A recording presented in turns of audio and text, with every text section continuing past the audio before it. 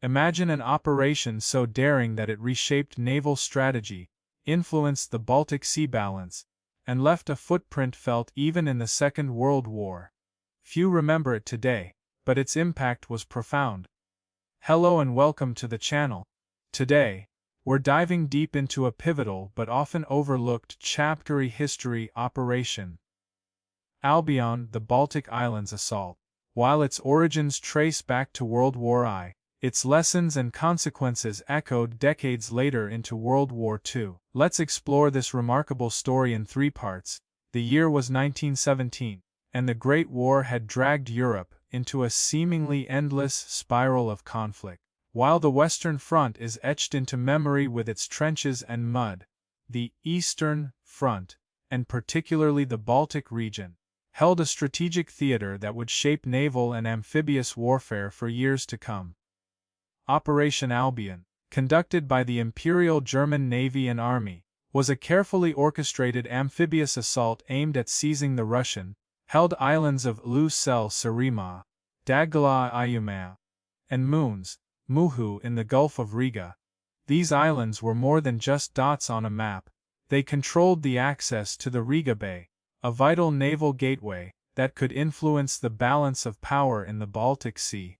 The German High Command understood that controlling these islands would not only neutralize Russian coastal defenses, but also protect Germany's own maritime routes and allow for future operations deeper into the eastern territories. Planning such a large-scale amphibious operation was unprecedented at the time. Unlike later World War II operations, such as the D-Day landings, Operation Albion combined naval bombardment, land assaults, and coordinated air reconnaissance, demonstrating a blueprint for modern amphibious warfare. On the exterior, the islands seemed deceptively calm.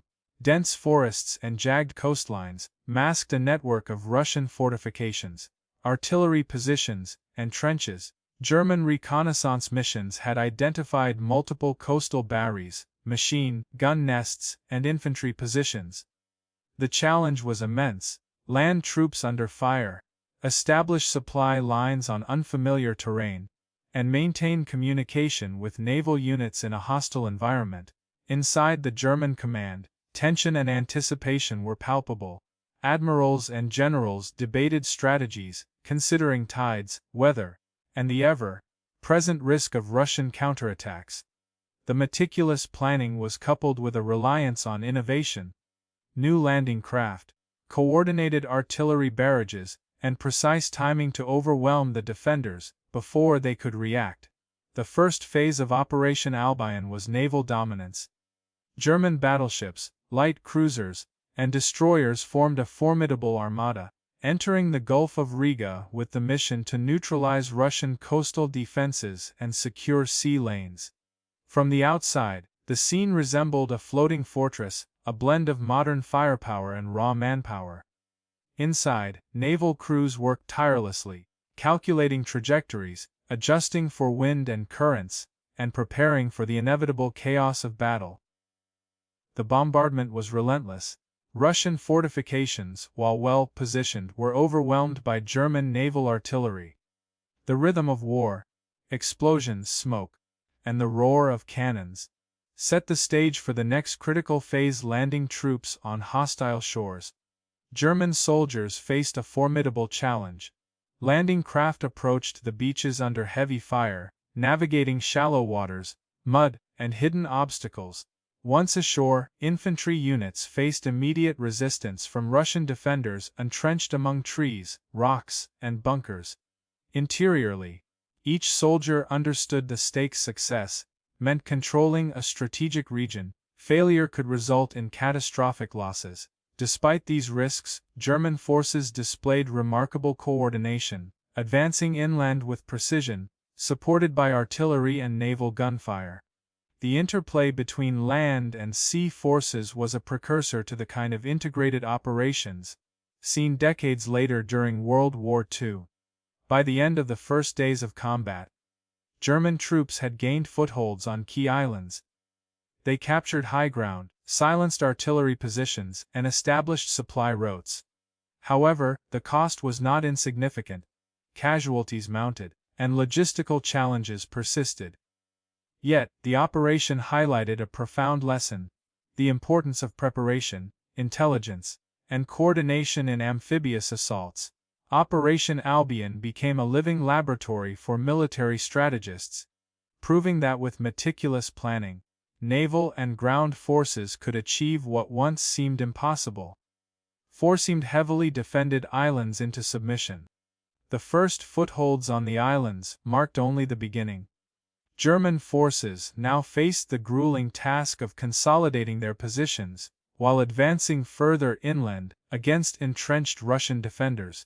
On the exterior, the landscape of Ösel and Moon was deceptively serene: dense pine forests, marshy lowlands, and rocky cliffs, but each shadow could conceal a machine gun nest or an artillery emplacement. Soldiers advancing through these forests encountered sniper fire, hidden trenches, and barricaded positions. The air was thick with the smell of gunpowder and the tension of uncertainty. Every step forward was measured, every decision potentially life-saving or fatal. Inside the German command, officers and strategists were calculating every move. They had to maintain momentum while preventing overextension, ensuring that supply lines remained intact and reinforcements could reach the front lines. Communication between naval units offshore and ground forces ashore was critical. Signal flags, field telephones, and runners became lifelines amidst the chaos.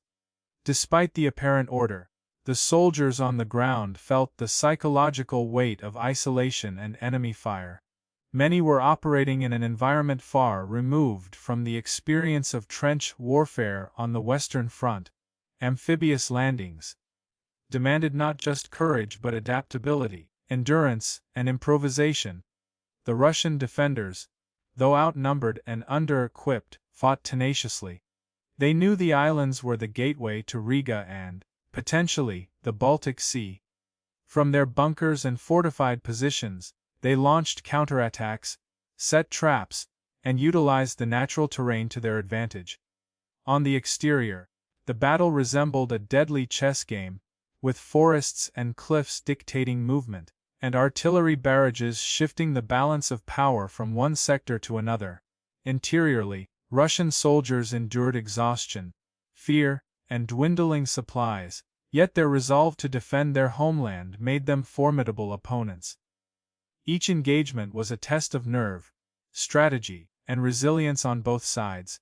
As German forces pressed forward, they employed coordinated, combined arms tactics that were revolutionary for the era. Infantry assaults were closely supported by artillery fire from both land-based batteries and ships offshore. Smoke screens concealed troop movements, while engineers cleared obstacles and established bridges over marshes and rivers. Every movement was planned meticulously, yet the unpredictability of combat demanded split-second improvisation. Soldiers recounting the battles often described a surreal contrast between the ordered precision of the plan and the chaotic reality of the battlefield. The clash of these two realities defined the success of Operation Albion. The capture of Ösel was a turning point. Once the largest island was secured, German forces gained a strategic vantage point to control sea routes and launch further operations against the remaining Russian positions. However, securing Moon and Dag proved more arduous. These islands required assaults across narrow causeways and exposed beaches, where defenders could concentrate fire on approaching troops. On the exterior, the fighting was brutal and relentless. Soldiers advancing under artillery bombardment, explosions tearing through trees, and smoke obscuring friend from foe. The human cost was high, yet determination and coordination allowed German forces to methodically dismantle Russian defenses.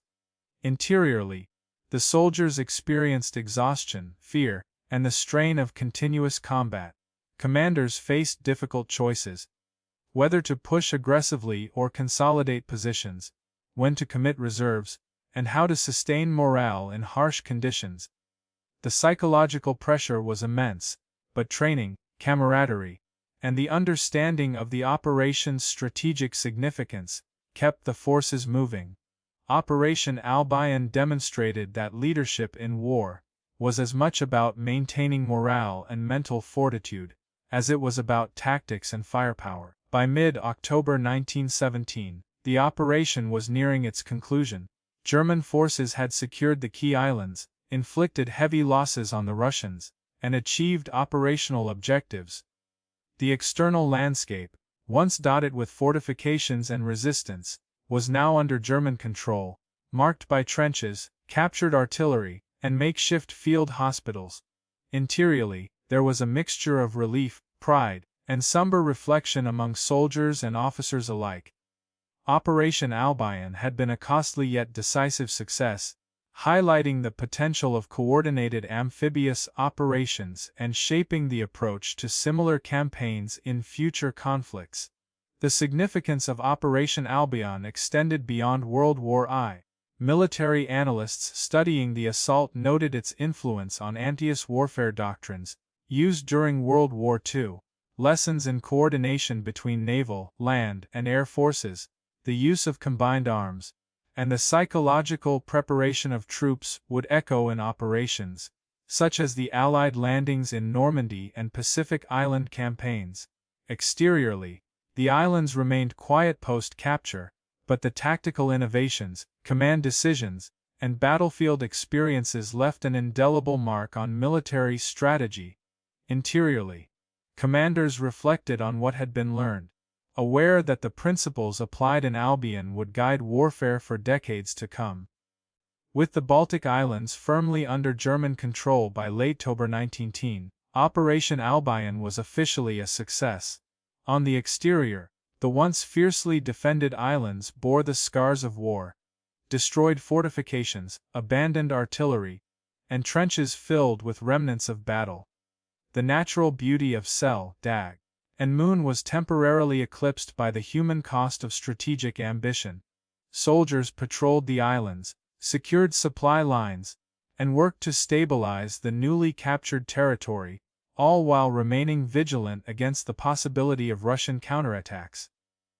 Yet, even in victory, the operation demanded reflection. The high casualties, logistical challenges, and intense combat were sobering reminders of the brutal reality of war. Interiorly, commanders and soldiers alike contemplated the broader significance of their achievement. Beyond the immediate tactical victory, Operation Albion had demonstrated the potential of coordinated amphibious warfare. The German High Command recognized how lessons learned on these islands could inform future operations, emphasizing the integration of land, sea, and air power. Soldiers who survived the ordeal carried invaluable experience, from navigating hostile terrain to executing complex assaults under fire. For many, the psychological impact of witnessing both human bravery and loss would remain indelible, shaping how they approached subsequent military endeavors.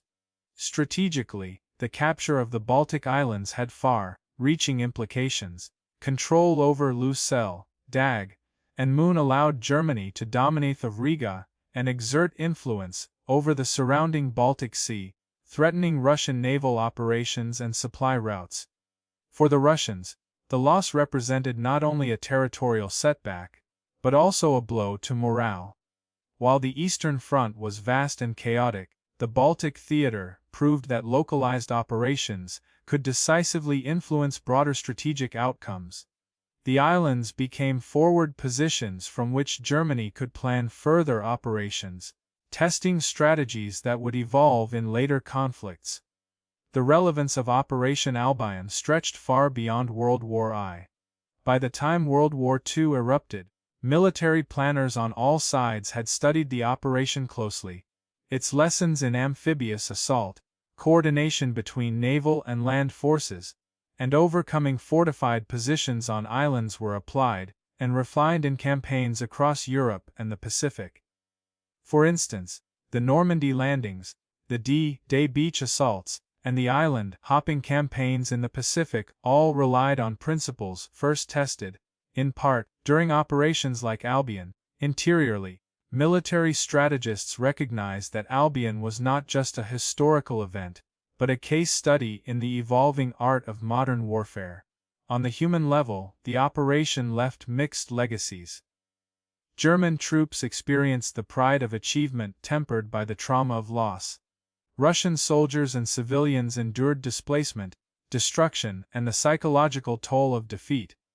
Yet, for historians and military analysts, Operation Albion offered a clear narrative of how planning, innovation, and adaptability could turn a perilous amphibious assault into a decisive victory. Exteriorly, the islands returned slowly to their natural state, but their historical significance remained. A testament to human ingenuity, courage, and the cost of conflict. In retrospect, Operation Albion illustrates the interconnectedness of war, strategy, and history. Its immediate tactical success and long-term doctrinal influence show that even a relatively small operation in the Baltic Sea could have profound consequences. The operation bridged the lessons of World War I with the challenges of World War II, shaping amphibious warfare, combined arms strategy, and military thinking for decades. Soldiers' experiences on these islands, commanders' decisions under pressure, and the evolution of amphibious techniques all contributed to a continuum of military knowledge that would echo across generations. As we reflect on Operation Albion today, it reminds us that history often hides pivotal moments in unexpected places. Small islands in the Baltic Sea, fought over in 1917, shaped the strategies of global conflicts decades later. From the chaos of combat to the meticulous planning in command rooms, from the determination of soldiers on the beaches to the strategic visions of General Albion, exemplifies the enduring lessons of war, preparation, coordination, adaptability, and the human will to overcome impossible odds. While overshadowed by other theaters of World War I, its legacy lives on in military studies, demonstrating that even forgotten battles can leave an indelible mark on history. Operation Albion is more than a historical footnote. It is a precursor to modern amphibious warfare, a case study in tactical innovation, and a reminder of the human dimension of strategic conflicts. Its echoes resonated in World War II and beyond, influencing how nations approached the complex interplay of land, sea, and air forces. For anyone studying military history, this operation offers profound insights into both the evolution of warfare and the courage required to execute it.